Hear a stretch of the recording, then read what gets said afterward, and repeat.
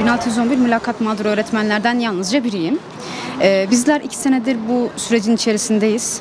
Bizlere aynı özel sektör öğretmenleri gibi defalarca kere sözler verildi. Yani açıkça söylemek gerekirse bu süreç boyunca gitmediğimiz kapı, çalmadığımız yetkilinin kapısı kalmadı. Tamam dediler, haklısınız dediler, evet sizi anlıyoruz dediler ama bunun sonucu hiçbir zaman gelmedi. Yani biz dedik ki evet haklıyız, bizi anladılar. Hani tamam haklı olduğumuza göre artık bizi anladıklarına göre bunun sonucu illaki gelir. Çünkü haklısınız dendi bize yani. Bundan daha ötesi mi var? Ama evet haklısınız ama ile kaldı bu süreç.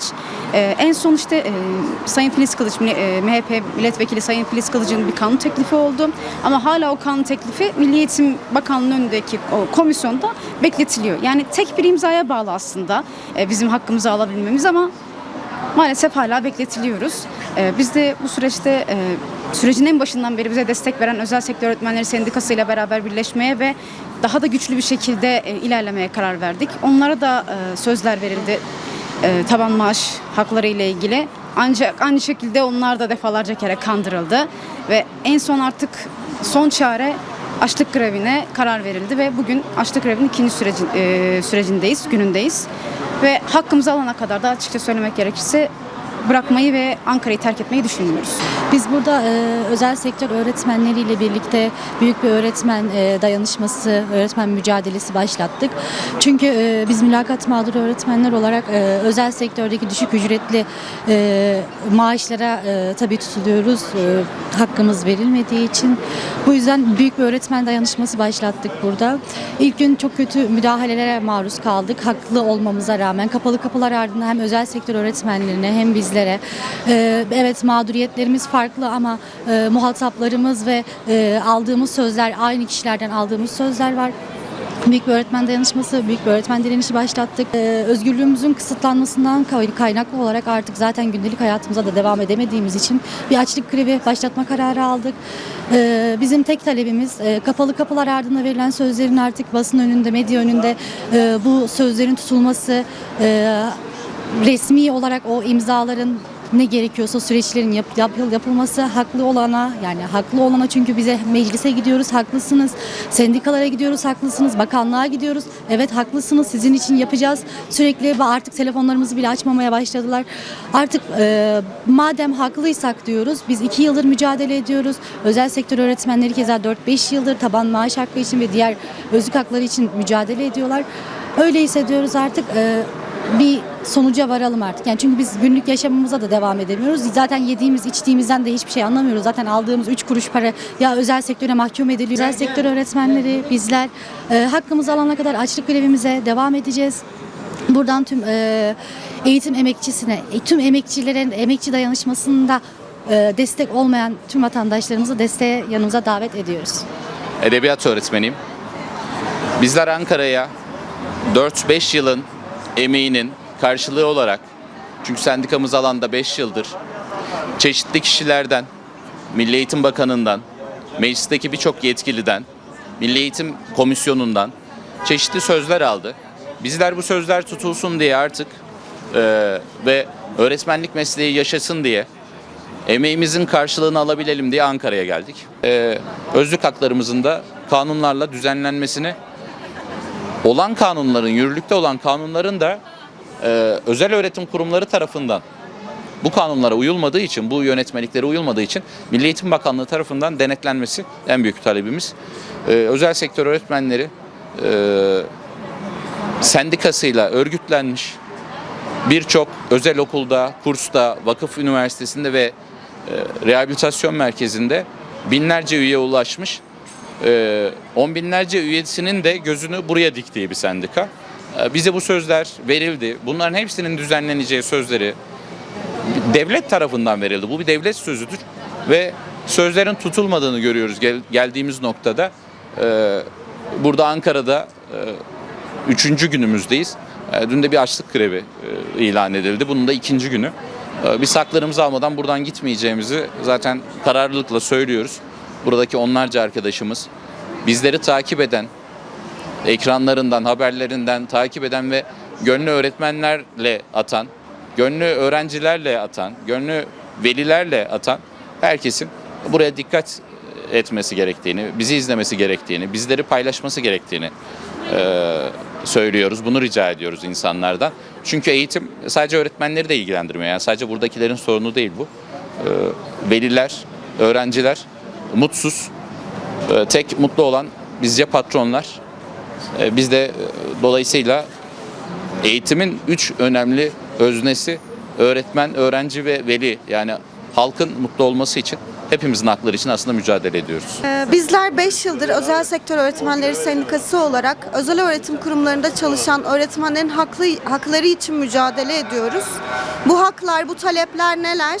Bizler 2014 yılına kadar taban maaş hakkına sahip olan öğretmenleriz. Yani kamuyla eşit haklara sahiptik ve eşit ücret alıyorduk.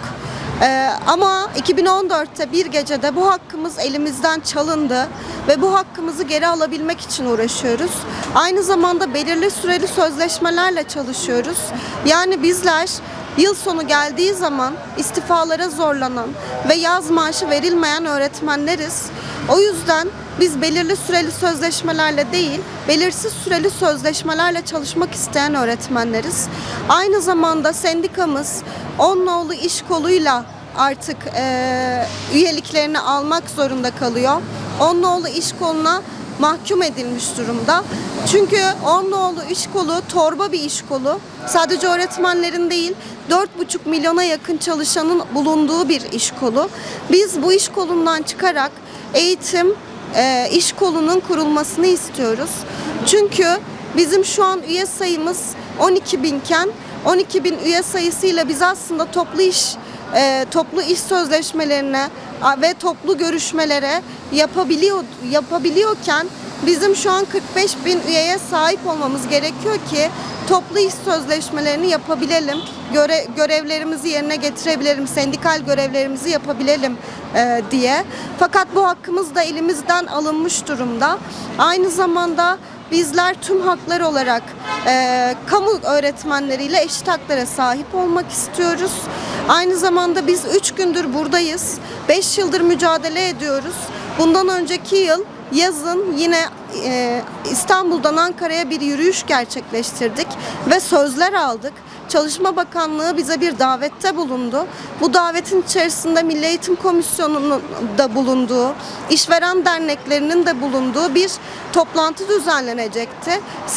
Sektöre dair taban maaş hakkının getirilebilmesi için neler yapılabilir, çözüm neler olabilir, bunları konuşup uygulamaya geçecektik. Fakat bu söz verildi ama tutulmadı. Biz bu sözün tutulmasını istiyoruz ve sözlerimizi alana kadar mücadelemize devam edeceğiz. Aynı zamanda mülakat mağduru öğretmenlerimiz de burada. 1611 mülakat mağduru öğretmen 2023'te hakları ellerinden alındı ve mülakata girdikleri zaman aslında atanmaları gerekiyorken KPSS'de aldığı puanlara bakılarak atanmaları gerekiyorken mülakatlarda elendiler ve hiçbir gerekçe gösterilmedi. Mülakat videolarını aldı öğretmenlerimiz. Mülakat videolarında mülakattaki komisyondaki kişiler onlara hayırlı olsun hocam atandın demesine rağmen atanmadıklarını öğrendiler şu an ve bunun kesinlikle bir hak gaspı olduğunu düşünüyoruz. Onların da haklarının bir an önce verilmesini istiyoruz ve haklarımız verilene kadar açlık grevindeyiz. Devlet yetkilileri, Eğitim Bakanı sıfatıyla oturan kişi de bunu çok iyi biliyor. O verilen sözleri tutsunlar, taban maaş hakkımızı geri versinler. Burada sadece Özel Sektör Öğretmenleri Sendikası'nın direnişi değil, aynı zamanda 1611 mülakat mağduru öğretmenlerimiz de var. Bu talepler için biz buraya geldik. Dediğim gibi taleplerimiz net. Özel sektör öğretmenleri devlet okullarında çalışan öğretmenleriyle aynı ücreti almak istiyorlar. Gayet insani, gayet meşru bir talep. Ama ne yazık ki devlet bunu bile çok görüyor. 1611 mülakat mağduru öğretmenimiz var. Onlar da bu meselenin ne olduğunu çok iyi biliyorlar. Gelsinler, burada direnişimizi görsünler. Öğretmenler sadece derslerde iyi ders vermezler. Aynı zamanda iyi de direnirler. Biz de buraya direnmeye geldik ve öğretmenliği de yaşatacağız. Milli Eğitim Bakanı'ndan gerekse farklı hükümet ortaklarından aldığı sözler var. ve hatta Çalışma Bakanlığı'ndan direkt aldığımız bir söz var. Çalışma Bakanlığı bizi yazılı olarak özel öğretmenlerinle alakalı bir komisyonun kurulacağını geçen sene bildirdi ve onun yazılı olarak elimizde bu toplantının yapılacağına dair bir söz var. Ama bu söz tutulmuyor. Bu söz tutulmadığı için de biz de 3 gündür buradayız. Bu sözler tutulsun diyerek ilk olarak Güven Park'ta başladığımız mücadelemizde daha hani müzakere şansına bile sahip olmadan, daha biz ne istiyoruz, kimiz onu bile bildiremeden sendika başkanımız ve diğer arkadaşlarımız gözaltına alınmaya başladı çok sert bir müdahaleyle. Daha sonrasında biz bu talebi tekrardan yükseltmeye ve onların gözaltına alınmış olmalarına rağmen kaldığı yerden bu talepleri yükseltip Milli Eğitim Bakanlığı önüne gitmek istediğimizde de polisin çok şiddetli darbelerine, hareketlerine maruz kaldık. Yani çeşitli yerlerimizde morluklar var zaten. Burada morluğu olmayan, polisin o kalkanına, bükmelerine, hakaretlerine ya da o şiddetine maruz kalmayan arkadaşımız yok. Yani biz burada bizim böyle bir hakkımız var ve siz bize böyle sözler verdiniz. Biz bu sözlerin peşindeyiz aslında. Asıl iletmek istediğimiz, bütün kamuoyuna duyurmak istediğimiz bu. Ve burada artık biz diye bahsediyorum mülakat mağduru olan arkadaşlardan. Çünkü 3 gündür birlikte ya dayak yiyoruz ya birlikte slogan atıyoruz. Onlar da artık biz bir arada bütünleşik bir mücadele veriyoruz. Burada mücadeleye devam edeceğiz. Şu anda açlık grevindeyiz. Hatta açlık grevinin 2. günündeyiz.